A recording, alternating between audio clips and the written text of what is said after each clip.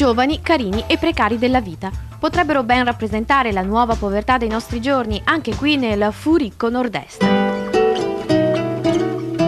Alla fiera dell'est, per 2 soldi, un topolino mio padre comprò.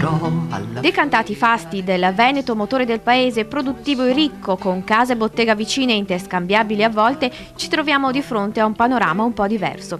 Sono passati i tempi del nord raccontato da Gian Antonio Stella, quello fatto di imprenditori, piccole aziende e soldi anche a palate. Certo, non per tutti, ma anche la famiglia modesta riusciva a vivere decorosamente, facendo attenzione e ben valutando i passi da fare, le cose da comprare, come i veneti sanno fare.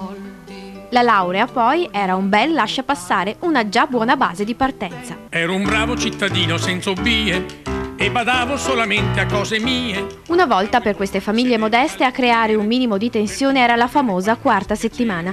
Oggi l'incertezza e l'angoscia si spalmano con abbondanza su tutto il mese, diventando una condizione di vita, e la famiglia modesta diventa povera. I dati del nord non arrivano a raggiungere quelli del sud, certo, ma l'elemento preoccupante è che nel Veneto la povertà cresce con ritmo accelerato. Dal 4,5% del 2005 le famiglie povere diventano il 5% nel 2006. In 250.000 non ce la fanno e cambia il volto del povero.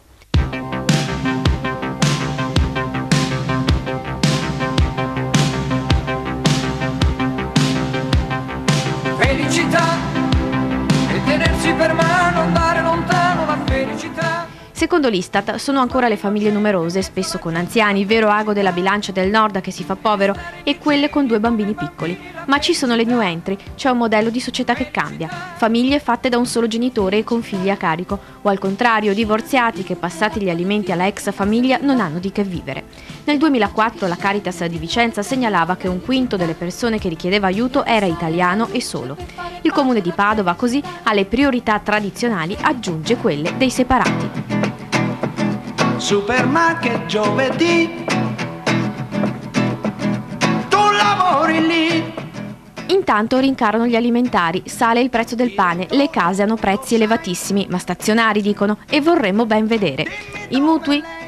Le famiglie oggi sono strozzate anche da rate che non riescono ad affrontare, aumenta il credito al consumo. Ed è notizia di ieri nel modenese, lei 32enne campana, lui 40enne veneto, 2 bambine. Non riescono a pagare i debiti e il mutuo per un'auto ereditato dai suoceri, per cui si erano fatti garante. Questi motivi spingono l'uomo a far prostituire la moglie. Le strade piene, la folla intorno a me. Ma non è mai tutto così semplice. Denuncia IRPEF 2005. A Montebelluna, quartiere generale della Geox, regnano i paperoni. Su 27.000 abitanti, ben 223 persone hanno denunciato un reddito superiore ai 100.000 euro. Qui alti sarebbero i danni di un eventuale, ma già gridato, sciopero fiscale.